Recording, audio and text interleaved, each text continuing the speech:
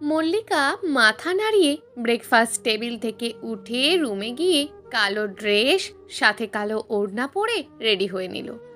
আয়নায় আর এক দফা নিজেকে দেখে মল্লিকার সাইড ব্যাগটা কাঁধে নিয়ে রুম থেকে বের হয়ে নিচে চলে গেল। অন্তর ব্রেকফাস্ট শেষ করে সবার সাথে বিদায় নিয়ে মল্লিকার হাত ধরে বাড়ি থেকে বের হয়ে সোজা গাড়িতে বসে পড়ল। মল্লিকার দিকে একবার তাকিয়ে অন্তর মৃদু হেসে গাড়ি স্টার্ট করে দিল। পুরো রাস্তায় মল্লিকা চুপচাপ ছিল, অন্তরও তেমন কথা বলেনি। প্রায় 15 মিনিট পর ভার্সিটির সামনে পৌঁছে অন্তর মল্লিকার সিট বেল্টটা খুলতে দিয়েই আচমকায় মল্লিকার ঠোঁট জোড়া আঁকড়ে ধরল। মল্লিকা চোখ বন্ধ করে অন্তরের শার্ট চেপে ধরল। প্রায় 10 মিনিট পর অন্তর মল্লিকাকে ছেড়ে মল্লিকার ঠোঁট জোড়া মুছে দিল। মল্লিকা এক দৃষ্টিতে অন্তরের দিকে তাকিয়ে আছে। অন্তর বাঁকা হেসে বলল, ম্যাম, আপনার নিশ্চয়ই পোষায়নি, তাই এমন ঘোর লাগা দৃষ্টিতে আমার দিকে তাকিয়ে আছেন। মল্লিকা তাড়াতাড়ি করে অন্তরের থেকে চোখ সরিয়ে সোজা গাড়ি থেকে নেমে সামনে হাঁটা ধরল। পিছন থেকে অন্তর জোরে চেঁচিয়ে মল্লিকাকে উদ্দেশ্য করে বলল, মল্লিকা, ছুটির পর গেটের সামনেই দাঁড়িয়ে থাকবে, ওসমান কাকা এসে তোমাকে পিক করবে। মল্লিকা পিছু ঘুরে অন্তরের দিকে তাকিয়ে মাথা নাড়ল। অন্তর মুচকি হেসে মল্লিকার দিকে ফ্লাইং কিস ছুঁড়ে মারল। মল্লিকা ভেংচি কেটে দৌড়ে ভার্সিটির ভিতর ঢুকে গেল। অন্তর অট্ট হাসি দিয়ে গাড়ি স্টার্ট দিল। প্রায় আধ ঘন্টা পর অন্তর গাড়ি নিয়ে পৌঁছে গেল ওর অফিসে। অফিসে পৌঁছেই সে কাজে মনোযোগ বসিয়ে দিল। মল্লিকা ক্লাসরুমে ঢুকতেই ওর বেস্ট ফ্রেন্ড রজনীকে দেখতে পেল। মল্লিকাকে দেখেই রজনী মুখটা গোমড়া করে ফেলল। মল্লিকা অসহায়ের মতন মুখ করে রজনীর পাশে বসে রজনীকে জাপটে ধরে বলল, সরি রজনী, প্লিজ আমাকে মাফ করে দে। আমি নীলের সত্যিটা জানতে পেরেছি। নীল তার উপযুক্ত শাস্তিও পেয়েছে। সে এখন সিঙ্গাপুর জেলখানায় আটক। 1 বছরের আগে ছাড়া পাবে না। আমার বড়কে উচিত শিক্ষা দিয়েছে। তোকে অবিশ্বাস করে আমি মস্ত বড় ভুল করেছি রজনী। এই ভুলের কোনো ক্ষমা হয় না। এরপরেও আমি তোর কাছে ক্ষমা চাইছি। বেস্ট ফ্রেন্ড হিসেবে আমার ভুলটাকে ক্ষমার দৃষ্টিতে নে প্লিজ। রজনী মলিন হেসে বলল, যাক বাবা, শান্তি হলাম। তুই অন্তত তোর ভুলটা বুঝতে পেরেছিস। বিবাহিত জীবনে তুই সুখী আছিস, এটা ভেবেই খুব ভাল লাগছে। তোকে আমি মাফ করে দিয়েছি মল্লিকা, আর সরি বলতে হবে না। এবার থেকে দুজন আবারও আগের মতন মিলেমিশে থাকবো। থ্যাঙ্কস থ্যাঙ্কস থ্যাঙ্কস রজনী, তুই এত তাড়াতাড়ি আমাকে ক্ষমা করে দিবি আমি ভাবতেই পারিনি। জানিস তুই আমাকে কতগুলো হ্যাপি করেছিস। রজনী কিছু বলার আগেই মল্লিকা আবারও বলে উঠল, আচ্ছা রজনী, শোন না, পিয়াস ভাইয়া কেমন আছে? অনেক দিন হলো পিয়াস ভাইয়াকে দেখি না। ভালো আছে পিয়াস। আগামী মাসেই আমাদের বিয়ে, খুব বড় করে প্রোগ্রাম করা হবে, তোকেও ইনভাইট করব। ইয়েস, আমি তো খুব রাজি। অন্তর আর আমি অবশ্যই তোর বিয়েতে যাব। এর মাঝে ক্লাসরুমে টিচার চলে এলো। মল্লিকা রজনী নিজেদের ছেড়ে ক্লাসে মনোযোগ দিল। দুজনেই বেশ খুশি। এইভাবেই হাসিতে খুশিতে প্রায় 5 দিন কেটে গেল। মল্লিকার প্রতি অন্তরের ভালোবাসা দিন দিন বাড়ছিল। অন্তর যখনই সুযোগ পেত তখনই মল্লিকাকে আপন করে নিত। মল্লিকাও হাসি মুখে সব মেনে নিত। এই 5 দিনে অনন্যার বিয়ের কার্ড ছাপানো হয়ে গেছে, প্লাস সমস্ত রিলেটিভসদের বাড়ি বাড়ি ইনভিটেশন কার্ড বিলি করা হয়ে গেছে। অন্তর আর সরফরাজ চৌধুরী মিলে ইনভিটেশনের পালা ছেড়ে ফেলেছে। মল্লিকা রজনীকেও ইনভাইট করেছে অনন্যার বিয়েতে। রজনী অলরেডি রাজিও হয়ে গেছে পিয়াসকে নিয়ে অনন্যার বিয়েতে আসার জন্য। 5 দিন পর অন্তর আবার নিয়ম করে মল্লিকাকে ভার্সিটি পৌঁছে দিয়ে অফিস চলে গেল। আজ দুজনের ভার্সিটি এবং অফিস যাওয়ার শেষ দিন। অনন্যার বিয়ের আগে ওরা কেউ আর ভার্সিটি বা অফিস যাবে না। অন্তরদের পুরো বাড়িতে রমরমে ভাব। অন্তরের ফুপুর বাড়ির সবাই আজ বিকেলের মধ্যেই চলে আসবে। অনন্যার বিয়ে আর মাত্র 1 দিন বাকি আছে। আগামীকাল হলুদ, এর পরের দিন বিয়ে। আজ বিকেলে সবাই শপিংয়ের উদ্দেশ্যে বের হবে। মল্লিকা আজ ভার্সিটি আসতে চায়নি। অন্তর জোর করে মল্লিকাকে ভার্সিটি নিয়ে এসেছে। মল্লিকা বেশ মনমরা হয়ে ক্লাস করছে। আজ রজনীও কলেজে আসেনি, তাই সে টোটালি আপসেট। একটা ক্লাস করার পর দ্বিতীয় ক্লাসে আচমকাই মল্লিকার শরীর খারাপ হয়ে গেল। কেমন বমি বমি পাচ্ছে আর অস্বস্তি লাগছে। মল্লিকা তাড়াতাড়ি ক্লাসরুম থেকে বের হয়ে ওয়াশরুমে চলে গেল। বেসিনের সামনে দাঁড়িয়ে মল্লিকা ওয়াক ওয়াক করছে। প্রায় 5 মিনিট যাবৎ মল্লিকা ওয়াক ওয়াক করেই যাচ্ছে। অন্য ওয়াশরুম থেকে একটা মেয়ে মল্লিকার বমির শব্দ পেয়ে মল্লিকার ওয়াশরুমের দরজা ধাক্কাতেই লাগলো। মল্লিকা খুব কষ্টে দরজা খুলে দিল। মেয়েটা বেশ পরেশান হয়ে মল্লিকার দিকে তাকিয়ে বলল, এমা, তুমি তো বমি করে সব ভাসিয়ে দিচ্ছ, তোমার কি শরীর খারাপ লাগছে? মল্লিকা মাথায় হাত দিয়ে চোখজোড়া বন্ধ করে নাক মুখ খিঁচে বলল, হ্যাঁ, খুব শরীর খারাপ লাগছে, মাথাটাও কেমন ঘুরছে। আই থিঙ্ক তোমার বাড়ি চলে যাওয়া উচিত। তোমার বাড়ির কারোর নাম্বার মুখস্থ থাকলে আমাকে বলো, আমি কল করে দিচ্ছি। মল্লিকা এক নিঃশ্বাসে অন্তরের নাম্বারটা বলে ফেলল। মেয়েটা অন্তরের নাম্বারটা ডায়াল করে চটজলদি অন্তরের নাম্বারে কল লাগালো। অন্তর কাজের ফাঁকে কলটা রিসিভ করে বেশ ব্যস্ত কণ্ঠে বলল, হ্যালো। মেয়েটি মল্লিকার কানে ফোনটা ধরিয়ে দিয়ে মল্লিকাকে উদ্দেশ্য করে বলল, তুমিই কথা বলো, তোমার হাজব্যান্ডকে তাড়াতাড়ি আসতে বলো। মল্লিকা কাঁপা কাঁপা কণ্ঠে অন্তরকে উদ্দেশ্য করে বলল, অন্তর, আমি মল্লিকা বলছি, প্লিজ আপনি তাড়াতাড়ি কলেজে এসে আমাকে নিয়ে যান, আমার শরীর খুব খারাপ লাগছে, দাঁড়াতেও পারছি না। অন্তর যথেষ্ট উদ্বিগ্ন হয়ে বলল, এসব কি বলছো মল্লিকা, হঠাৎ করে এতটা অসুস্থ হলে কিভাবে? আমি জানি না অন্তর, প্লিজ আপনি তাড়াতাড়ি আসুন। ওয়েট মল্লিকা, আমাকে 15 মিনিট সময় দাও, আমি আসছি। অন্তর অফিস রুম থেকে বের হয়ে দৌড়ে গাড়িতে উঠে খুব স্পিডে গাড়ি ছেড়ে দিল। অন্তরের গা থেকে ঘাম ঝরছে, ভয়ে টেনশনে সে নাজেহাল। মল্লিকার হাত ধরে মেয়েটি মল্লিকাকে অফিস রুমে বসিয়ে দিল। মল্লিকা দেওয়ালের সাথে ঠেস দিয়ে বসে আছে। প্রায় 15 মিনিট পর অন্তর বেশ হম্বিতম্বি হয়ে গাড়ি থেকে নেমে সোজা ভার্সিটির ভিতর ঢুকে গেল। মল্লিকার ক্লাসরুমে ঢুকে অন্তর মল্লিকাকে পাগলের মতন খুঁজছে। মল্লিকাকে কোথাও দেখতে না পেয়ে অন্তর ক্লাসের একটি মেয়েকে জিজ্ঞেস করলো, তোমাদের ক্লাসমেট মল্লিকা কোথায়? মল্লিকা তো অফিস রুমে ভাইয়া, ওর শরীর খুব খারাপ। অন্তর আর দেরি না করে ছুটে গেল অফিস রুমে। মল্লিকা টেবিলে মাথা ঠেকিয়ে বসে আছে। অন্তর দ্রুত পায়ে হেঁটে মল্লিকার পাশে বসলো। মল্লিকার মাথাটা টেবিল থেকে উঠিয়ে অন্তর মল্লিকাকে বুকের মাঝে চেপে ধরে বলল, মল্লিকা, আমি এসে গেছি, তোমাকে আর কষ্ট পেতে হবে না, এক্ষুনি তোমাকে আমি ডক্টরের কাছে নিয়ে যাব। মল্লিকা কাঁপা কাঁপা চোখে অন্তরের দিকে তাকিয়ে আছে। অন্তর আর দেরি না করে মল্লিকাকে কোলে তুলে নিল। মল্লিকা অন্তরকে 2 হাত দিয়ে জাপটে ধরে রেখেছে।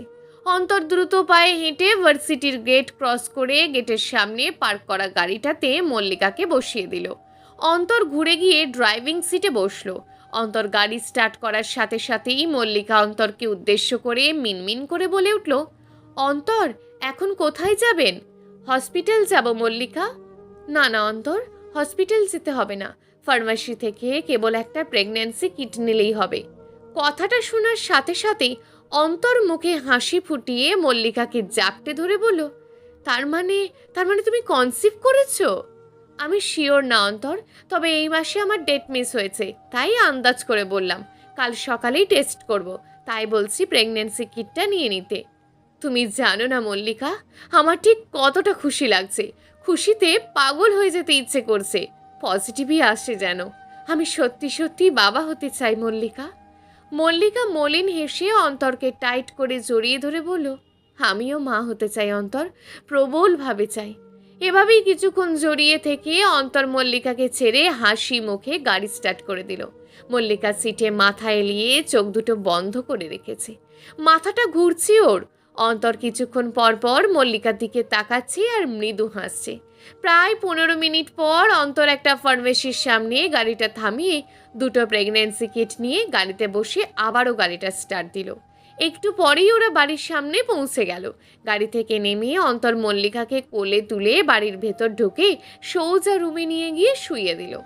অনন্যা আর মিসেস অরুণিমা কিচেন রুমে, তাই ওরা কিছু আঁচ করতে পারেনি। মল্লিকাকে বেডের ওপর শুইয়ে দিয়ে অন্তর মল্লিকার কপালে চুমু খেয়ে বলল, আমি এখন আসছি মল্লিকা, অফিসে অনেক কাজ জমে আছে, সন্ধ্যার মধ্যে বাড়ি ফিরে আসবো। ডেকোরেটিংয়ের কাজ বাকি, তুমি তোমার যত্ন নিও, দুপুরের লাঞ্চ করে নিও, কেমন? এখন একটু রেস্ট নাও। মল্লিকা মৃদু হেসে মাথা নাড়ালো। অন্তর রুম থেকে বের হয়ে গাড়িতে উঠে সোজা অফিসের উদ্দেশ্যে রওনা দিল। প্রায় 1 ঘন্টা পর শোয়া থেকে উঠে মল্লিকা কিচেন রুমে চলে গেল। মিসেস অরুণিমা মল্লিকাকে দেখে কিছুটা অবাক হয়ে বলল, কিরে মল্লিকা, এত তাড়াতাড়ি চলে এলি? এমনি আম্মু, শরীরটা ভালো লাগছিল না, তাই 2টো ক্লাস করেই চলে এলাম। ভালো হয়েছে চলে এসেছিস। দেখ আমি কিভাবে মুরগির কোরমা রান্না করি, নেক্সট টাইম কিন্তু তোকে রান্না করতে হবে। মহিলা হিহি করে হেসে খুব মনোযোগ দিয়ে মিসেস অরুণিমার রান্না দেখছে। অনন্যা এতক্ষণে রুমে গিয়ে তন্ময়ের সাথে মুঠোফোনে প্রেম জুড়ে দিয়েছে। প্রায় 3 ঘন্টা পর ঘড়িতে দুপুর 2টো।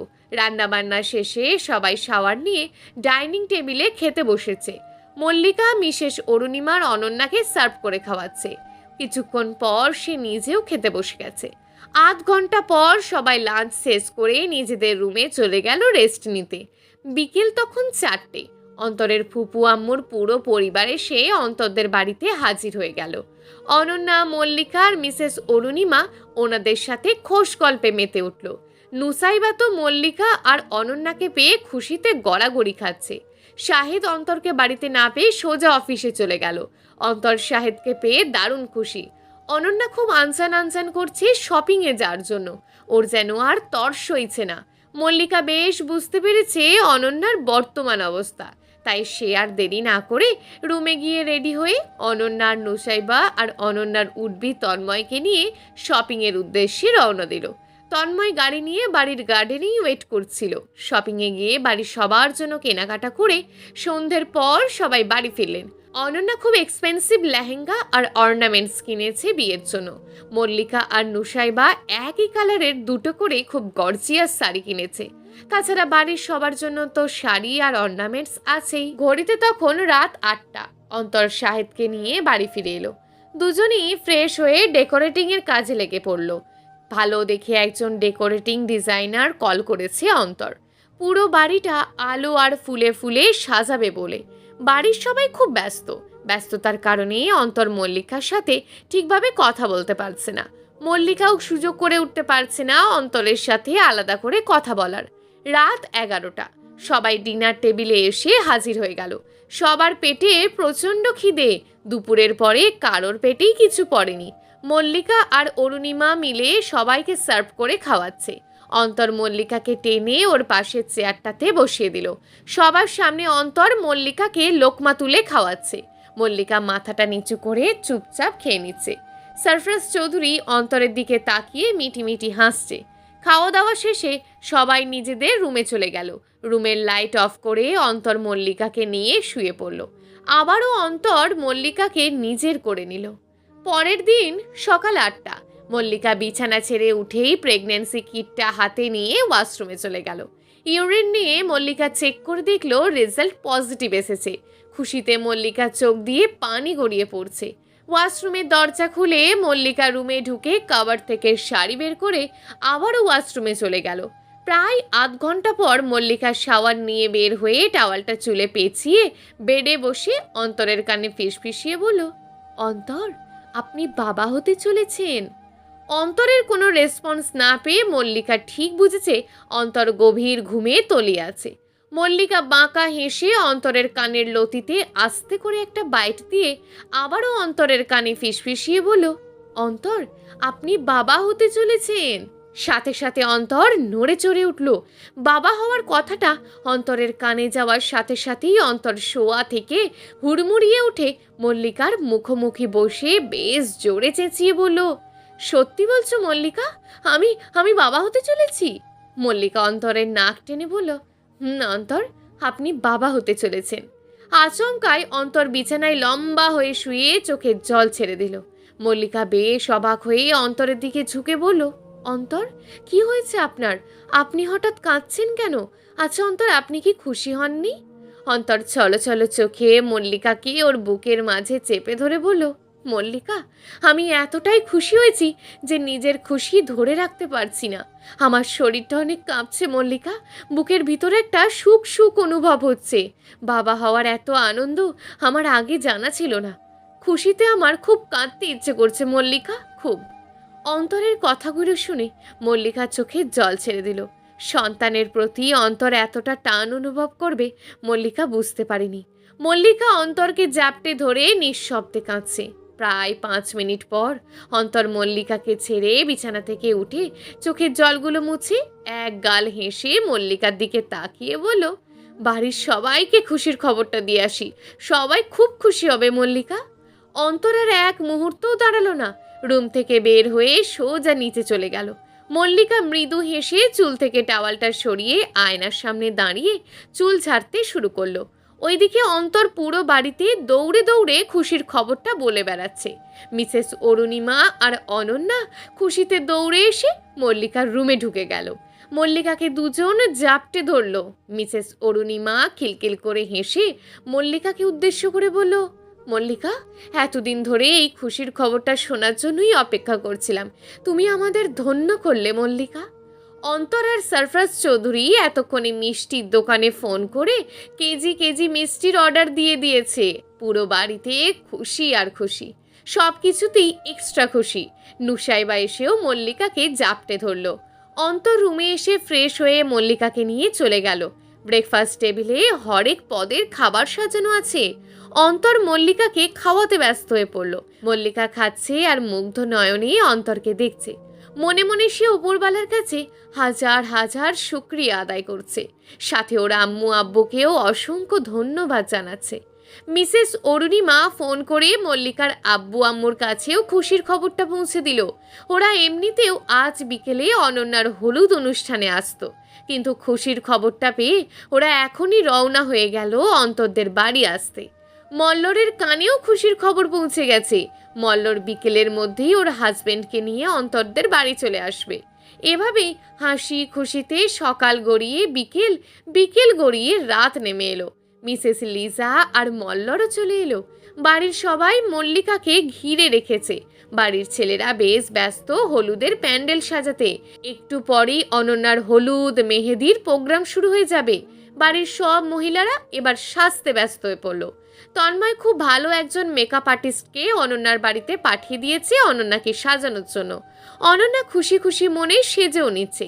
নুসাইবা, মল্লিকা আর মল্লরও নিজেদের মতন করে সাজতে ব্যস্ত হয়ে পড়ল। অন্তর হলুদ পাঞ্জাবি পরে অলরেডি স্টেজে চলে গিয়েছে। প্রায় 2 ঘন্টা পর ঘড়িতে রাত 9:30। অনন্যার সাজ কমপ্লিট। হলুদ লেহেঙ্গাতে অনন্যাকে ভারী মিষ্টি লাগছে। সাথে ভারী অর্নামেন্টস তো আছেই। মল্লিকা, মল্লর আর নুসাইবা হলুদ কাপড় পরে রেডি হয়ে গেল। এবার স্টেজে যাওয়ার পালা। মল্লিকা এক হাত দিয়ে অনন্যাকে আষ্টে পিষ্টে ধরে স্টেজের দিকে এগোচ্ছে। সাথে মল্লর আর নুসাইবাও আছে। অন্তর মল্লিকাকে দেখে এক দৃষ্টিতে তাকিয়ে আছে মল্লিকার দিকে।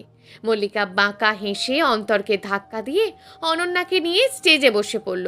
অন্তর হাসতে হাসতে অনন্যার অন্য পাশে বসলো। দুজনই অনন্যাকে হলুদ মাখিয়ে ভূত বানিয়ে দিয়েছে। অনন্যাও কম যায় না, সেও মল্লিকার অন্তরকে হলুদ দিয়ে চুপচুপ করে ফেলেছে। এবার সবাই এক এক করে পালাক্রমে অনন্যাকে হলুদ পরাতে লাগলো। ওইদিকে তন্ময়ের বাড়িতেও খুব জোরসে হলুদ অনুষ্ঠান চলছে। তন্ময়ের ফ্রেন্ডসরাও তন্ময়কে হলুদে ভূত বানিয়ে দিয়েছে। প্রায় 2 ঘন্টা পর অনন্যার হলুদ অনুষ্ঠান শেষ হলো। সবাই এক এক করে নিজেদের রুমে গিয়ে ফ্রেশ হয়ে শুয়ে পড়ল। অন্তর মল্লিকার পেটের ওপর মাথা রেখে ঘুমিয়ে পড়েছে। মল্লিকা মুচকি হেসে অন্তরের মাথায় হাত বোলাচ্ছে। কিছুক্ষণ পর মল্লিকা নিজেও ঘুমিয়ে পড়ল। পরের দিন সকাল 10টা। অন্তরদের পুরো বাড়িতে রান্নার সুঘ্রাণ মম করছে। বাড়ির সবাই ব্যস্ত কাজ করতে। বাড়ির কাজের ফাঁকেও অন্তর মল্লিকার খুব খেয়াল রাখছে। মল্লিকাকে সাবধানে চলাফেরা করতে বলছে। অনন্যা সাজতে বসে গেছে। মেকআপ আর্টিস্ট এসে অনন্যাকে সাজাচ্ছে। এভাবেই কেটে গেল 2 ঘন্টা। দুপুর 12টা। তন্ময় লাল শেরওয়ানি পরে রেডি হয়ে গেছে। এবার শুধু অনন্যাদের বাড়ি আসার পালা। তন্ময়ের যেন আর তর্স হয়েছে না, কখন সে অনন্যাকে দেখবে তার জন্য আনচান আনচান করছে। মল্লিকা লাল শাড়ি পরে হালকা সাজে রেডি হয়ে গেছে। মল্লিকার সাথে সাথে মল্লর আর নুসাইবাও লাল শাড়ি পরেছে। 3 জনই হালকাভাবে সেজেছে। তাছাড়া মল্লিকার এখন সাজগোজে তেমন মন নেই। সে কেবল ওর বেবিকে নিয়েই ব্যস্ত। সারাক্ষণ বেবিকে নিয়ে ভাবে। অন্তর লাল পাঞ্জাবি পরে গেটের আশেপাশে ঘোরাঘুরি করছে, কখন তন্ময়রা আসবে। অন্তরও কেমন উদাসীন হয়ে গেছে। সারাক্ষণ শুধু ওর বেবিকে নিয়েই চিন্তা করে। প্রায় 1 ঘন্টা পর ঘড়িতে দুপুর 1টা। তন্ময়ের গাড়ি এসে অনন্যার বাড়ির গেটের সামনে থামলো। অন্তর, শাহেদ, সাহেল, সরফরাজ চৌধুরী খুব হাসি মুখে তন্ময় এবং ওর পরিবারকে বাড়ির ভেতরে ঢুকালো। স্টেজে বসে আছে তন্ময়। অনন্যাকে এখন স্টেজে আনা হবে। মল্লিকা আর নুসাইবা অনন্যার 2 হাত ধরে অনন্যাকে স্টেজে নিয়ে আসছে। তন্ময়ের দৃষ্টি অনন্যাতেই স্থির হয়ে গেল। লাল লেহেঙ্গাতে অনন্যাকে পুরো লাল পরি লাগছে। অন্তরও ড্যাব ড্যাব করে মল্লিকার দিকে তাকিয়ে আছে। মল্লিকার লাজুক হাসি দিয়ে অন্তরের দিকে তাকিয়ে আছে। মল্লিকা অন্তরকে ক্রস করে অনন্যাকে নিয়ে তন্ময়ের পাশে বসিয়ে দিল। তন্ময় আর অনন্যা দুজন দুজনের দিকে এক দৃষ্টিতে তাকিয়ে আছে। এবার বিয়ে পড়ানো শুরু হলো। কিছুক্ষণ পর দুজনের বিয়ে পড়ানো শেষ হয়ে গেল। 2 পরিবারের সবাই বেশ খুশি। সবাই খুশিতে মিষ্টিমুখ করছে। প্রায় 3 ঘন্টা পর দুপুর গড়িয়ে বিকেল নেমে এসেছে। খাওয়া দাওয়ার পর্ব অনেক আগেই শেষ হয়ে গেছে। এবার এলো বিদায়ের পর্ব। সবাই খুব কেঁদে কেটে অনন্যাকে বিদায় দিল। অনন্যাও খুব কেঁদেছে, কাঁদতে কাঁদতে ভাসিয়ে দিয়েছে। অন্তর আর সরফরাজ চৌধুরী খুব কষ্টে ওদের চোখে জল আটকে রেখেছে। মিসেস অরুণিমা কাঁদতে কাঁদতে সেন্সলেস হয়ে গেছে। মল্লিকা খুব কষ্টে মিসেস অরুণিমাকে সামলাচ্ছে। তন্ময় আর অনন্যা সবার থেকে বিদায় নিয়ে গাড়িতে উঠে পড়ল। অন্তররা সবাই এবার বাড়িতে ঢুকে ড্রয়িং রুমে গোল হয়ে বসে পড়ল। সবার চোখেই জল গড়াগড়ি করছে। বাড়ির সব গেস্টরা এতক্ষণে চলে গিয়েছে। রজনী অনন্যার বিয়েতে আসতে পারেনি কিছু পার্সোনাল প্রবলেমের কারণে। মল্লিকাও রজনীকে তেমন ফোর্স করেনি। রাত তখন 10টা। অনন্যার নীল রঙের শাড়ি পরে ফুলসজ্জার খাটে বসে আছে। তন্ময় নীল পাঞ্জাবি পরে রুমের দরজা ঠেলে রুমের ভেতর ঢুকলো। অনন্যার লজ্জায় মুখটা শাড়ির আঁচল দিয়ে ঢেকে রেখেছে। তন্ময় বাঁকা হেসে অনন্যার মুখোমুখি বেডের ওপর বসে পড়ল। অনন্যার লজ্জা কাটিয়ে তন্ময়ের দিকে তাকালো। আস্তে আস্তে তন্ময়ের ভালোবাসার গভীরতা বাড়তে লাগলো। অন্তর আর মল্লিকা দুজন দুজনকে আষ্টে পিষ্টে জড়িয়ে ধরে ঘুমানোর চেষ্টা করছে। অন্তর কিছুক্ষণ পর পর নড়ে চড়ে উঠে মল্লিকার পেটে হাত রাখছে। অন্তরের জ্বালায় মল্লিকা ঠিকভাবে ঘুমাতেই পারছে না। বারবার ওর ঘুম ভেঙে যাচ্ছে। অনেকক্ষণ জ্বালানোর পর অন্তর নিজেই ঘুমিয়ে গেল। মল্লিকাও আরামসে ঘুম দিল। এইভাবেই কেটে গেল 5-5টে মাস। এই 5 মাসে মল্লিকার পেটটা একটু বড় হয়েছে। একটু না, অনেকটাই বড় হয়েছে। মল্লিকার ছেলে বাবু হবে। আলট্রাসোনোগ্রাফি করে জানা গেছে। অন্তর এবং ওর পরিবার মল্লিকার খুব যত্ন নিচ্ছে। মল্লিকার কাজ করা টোটালি বারণ। মিসেস অরুণিমা কোনো কাজ করতে দেয় না মল্লিকাকে। এর মাঝে অন্তর আর মল্লিকা গিয়ে রজনীর বিয়ের দাওয়াতও খেয়ে এসেছে। অন্তর বেশিরভাগ সময়ই এখন বাড়িতে কাটায়। মল্লিকাকে সে খুব চোখে চোখে হারায়। অনন্যা তো সুযোগ পেলেই মল্লিকার কাছে চলে আসে। মল্লিকার পেটে হাত দিয়ে ওর ভাইয়ের ছেলের সাথে নানা রকম কথা বলে আর খিলখিল করে হাসে। মল্লিকা অনন্যার কাণ্ড দেখে হাসতে হাসতে গড়াগড়ি খায়। মিসেস অরুণিমা তো তেড়ে এসে অনন্যার মাথায় গাঁটটা মারে। অনন্যা না কেঁদে উল্টে খিলখিল করে হাসে। বাবুরা 5 মাসে পড়লেই 5 ফল খাওয়ানো হয়। তাই মিসেস অরুণিমা আজ বাড়িতে 5 ফলের অনুষ্ঠান রেখেছে। ছোটোখাটো করেই অনুষ্ঠানটা করা হবে। মল্লিকার পরিবার আর তন্ময়ের পরিবার থাকবে। ছেলেদের এই অনুষ্ঠানে থাকা অ্যালাউড না। তাই অন্তর, তন্ময়, সরফরাজ চৌধুরী, মল্লিকার বাবা, তন্ময়ের বাবা মিলে বাড়ির ছাদে বসে খুব আড্ডা দিচ্ছে। মল্লিকাকে ব্ল্যাক কালার কাপড় পরিয়ে বাড়ির ড্রয়িং রুমে বসানো হলো। নিয়ম অনুযায়ী 5 ফলের অনুষ্ঠান করা হলো। মল্লিকার পরিবার কেজি কেজি করে 5-5টে ফল মিলিয়ে এনেছে।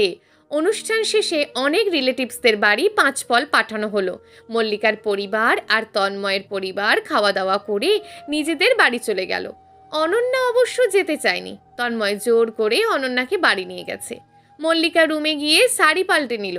অন্তরের সাহায্যে মল্লিকা শাড়ি পাল্টেছে। আজ রাতের আকাশে অগণিত তারা আর মস্ত বড় একটা চাঁদের মেলা। খোলা জানালা দিয়ে চাঁদের আসা আলো অন্তরের রুমটাকে আলোয় আলোকিত করে রেখেছে। অন্তর মুচকি হেসে পাশে দাঁড়িয়ে থাকা মল্লিকাকে উদ্দেশ্য করে বলল, মল্লিকা, ব্যালকনিতে চলো। আজ আমরা দুজন একসাথে বসে চন্দ্রবিলাস করব। সাথে আমাদের ছেলেও থাকবে। মল্লিকা অন্তরের কাঁধে হাত রেখে বলল, চলুন অন্তর। অন্তর পিছু ফিরে মল্লিকার হাত ধরে আস্তে করে মল্লিকার সাথে ব্যালকনিতে পাতা ছোট্ট টুলটায় বসে পড়ল। মল্লিকা অন্তরের কাঁধে মাথা রেখে থালার মতন গোল চাঁদটার দিকে তাকিয়ে আছে। অন্তর মল্লিকার মাথায় মাথা ঠেকিয়ে চাঁদের দিকে তাকিয়ে মল্লিকাকে উদ্দেশ্য করে বলল, মল্লিকা, আজ আমি পূর্ণ। আমার মন যাকে চেয়েছে আমি তাকেই পেয়েছি। সারা জীবন আমার মন চাই তোকে, সাথে আমার সন্তানকেও। আমি দুজনকেই চাই মল্লিকা, দারুণভাবে চাই। অন্তর, আজ আমিও পূর্ণ। আপনার মতন একজন বেস্ট বেটার হাফ পেয়ে আপনিও সারা জীবন আমার মনে থাকবেন অন্তর। আমাদের সন্তান আর কিছু মাস পরেই এই পৃথিবীতে আসবে, তখন নিজেকে আরও বেশি পূর্ণ মনে হবে। অন্তর মুচকি এসে মল্লিকাকে জাপটে ধরল। এভাবেই অপেক্ষার প্রহর গুনতে গুনতে কেটে গেল প্রায় 1 বছর। মল্লিকার কোল আলো করে একটা ছোট্ট প্রাণের জন্ম হয়েছে। ছেলে হয়েছে মল্লিকার। 8 বছর বয়সে পড়েছে মল্লিকার সন্তান। সুস্থভাবেই মল্লিকার ডেলিভারি হয়েছে। অন্তর সারাক্ষণ ওর ছেলেকে নিয়ে মেতে থাকে। অফিসে যাওয়া টোটালি ছেড়ে দিয়েছে। মল্লিকা হাজার জোর করেও অন্তরকে অফিসে পাঠাতে পারে না। অনন্যা দিনে 2 বার করে ওর ভাইয়ের ছেলেকে দেখতে আসে। মল্লিকার আম্মু আব্বুও 2 দিন পর পরই চলে আসে ওনাদের নানু ভাইকে দেখতে। মিসেস অরুণিমা আর সরফরাজ চৌধুরী ওনার নাতিকে কোলে নিয়ে মেলা হাসাহাসি আর গল্প জুড়ে দেয়। অনন্যা 2 মাসের প্রেগনেন্ট, এরপরেও সে দৌড়ঝাঁপ কমায় না। এই নিয়ে অনন্যার সাথে তন্ময়ের রোজই ঝগড়া হয়। অন্তর ওর ছেলের নাম রেখেছে আফনান চৌধুরী আদ্র। অন্তরের ছেলে দেখতে একদম অন্তরের মতোই হয়েছে। মল্লিকা তো এই হিংসেই সারাক্ষণ চলে। আদ্র আধো আধো বুলি দিয়ে মল্লিকাকে মামা করে ডাকে, অন্তরকেও বাবা করে ডাকে। অন্তর তো খুশিতে ওর ছেলেকে বুকে পুড়ে নেয়, মাঝে মাঝে খুশিতে কান্নাও করে দেয়। মল্লিকা আড়ালে দাঁড়িয়ে এসব দেখে আর মুচকি হাসে। এভাবেই ওদের সংসার জীবন চলতে থাকে। অন্তর আর মল্লিকা ওদের বিবাহিত জীবনে খুব খুশি। মা বাবার ঠিক করা অ্যারেঞ্জ ম্যারেজেও হয়তো সুখ মেলে, নয়তো দুঃখ। সবটা ডিপেন্ড করে ভাগ্যের ওপর। মল্লিকার অন্তরের ভাগ্য ভালো ছিল বলে ওরা বিবাহিত জীবনে খুব খুশি হয়েছে। দুজন দুজনকে নিঃস্বার্থভাবে ভালোবাসতে পেরেছে। ওদের ভালোবাসাকে খুব সুন্দর একটা রূপ দিয়েছে ওদের সন্তান। সমাপ্ত। গল্প মন চাই তোকে। লেখিকা নিশাত জাহান নিশি।